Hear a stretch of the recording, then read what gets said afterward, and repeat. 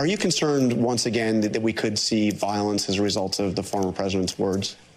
Obviously, at this point, you never know what's going to happen. My biggest concern for years now, and I've said this at elections conferences where we get professionals who run elections around this country, is somebody will be motivated by some of this kind of language at some point and do something stupid. It's not going to be an organized thing. It's not going to be a bunch of conspirators together. It's going to be one probably mentally unstable individual who's going to be radicalized through this process. And that's my biggest concern through this.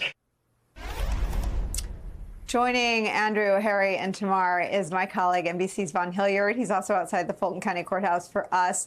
Vaughn, it's such a chilling thing to see Gabe Sterling still talking about his fears and worries and concerns about a threat for violence. He was the first person who really thrust the lies about Georgia into the national conversation when he had that really emotional press conference, worried that, quote, someone's going to get shot if the lies continue. We're now 2.5 years post-lies. We're learning new things about the Trump campaign's role in peddling them and promoting them. And I wonder if you can take us inside what this is all building toward there on the ground.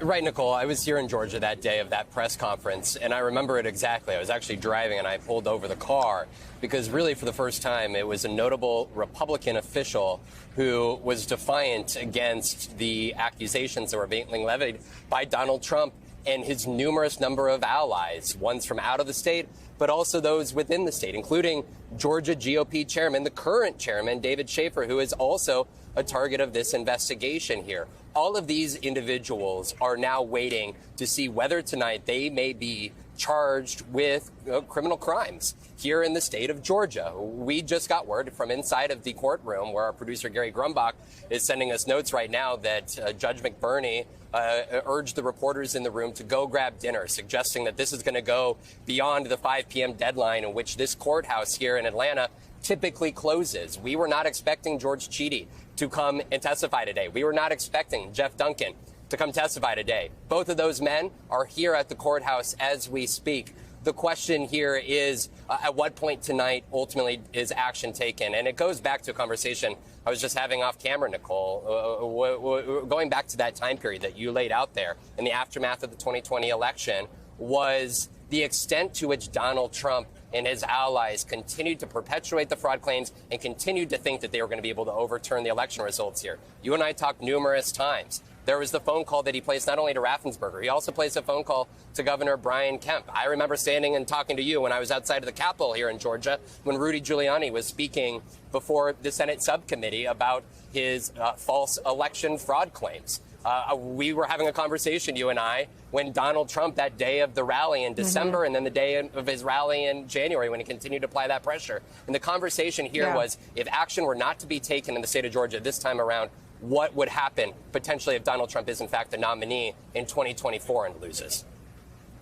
You know, Vaughn, I feel like you're our person, you're our eyes and ears on the ground where his lies have led to terrible things happening. And I'll never forget your reporting on January 6th as you were walking around the Capitol. And I kept wanting to henpeck you and say, are you safe there? But if you could just step aside and let us see what precautions are in place to protect against anything happening. I mean, it's striking that Jeff Duncan, one of today's witnesses, is talking about not just lies that were tossed out there and let what happened happen, but about the manufacturing of a tape spliced together deliberately. The CNN reporting last night is about the direction of Rudy Giuliani and the campaign officials in the break into the voting systems. I mean, there's a lot of passive participation that we knew about. But what Fani Willis seems to have really developed is evidence of very active attempts to cheat and overturn a defeat in Georgia. That's absolutely right. And those conspiracy theories, they live on here today. And they are continue to be propagated in real time by the likes of multiple right-wing, conservative outlets that exist here. I can't. It's tough. Nicole, I know we've had conversations in the past outside of Trump rallies here, and it's at what point do we continue to talk about the fraudulent, rigged claims that he is going around the country touting? And there's a reality that I have a tough time grappling with, is just how many millions of Americans continue to believe that, the election workers here in Fulton County were stuffing ballots into voting machines at the arena just down the road. They still believe it. There are folks that still believe Katie Hobbs was inside the Maricopa County tabulating center, putting ballots into the voting machines there. And at what point do folks move on from the 2020 election? I think that Donald Trump has only ingrained and ingratiated this American public, this segment of it, to stand by him and defiantly take this to the very end, wherever that goes. I was in New Hampshire last week when another woman suggested to me we were on the cusp of civil war if he is either put into jail or loses the election here. I think the threat of violence is real, and I don't know if we have fully come to terms with exactly how to grapple with the perpetuation and really the dogma that exists around Donald Trump and the fierce loyalism that we saw playing out even at the Iowa State Fair here, where hundreds of thousands of folks swarmed to come and see him, the leader of their party. Vaughn, does he still attack these individuals, Brad Raffensperger and Gabe Starr? I mean, I know he attacked Jeff Duncan. He did it on Truth Social. But does he still attack these individuals? Not as much as you see on social media, to be perfectly honest with you. It's interesting.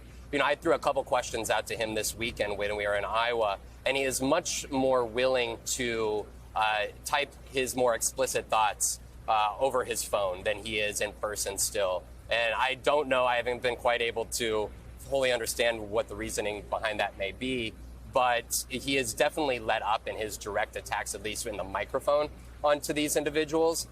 Yet I think that the impact and the consequences of his past statements and the targeting of these folks has very much lived on.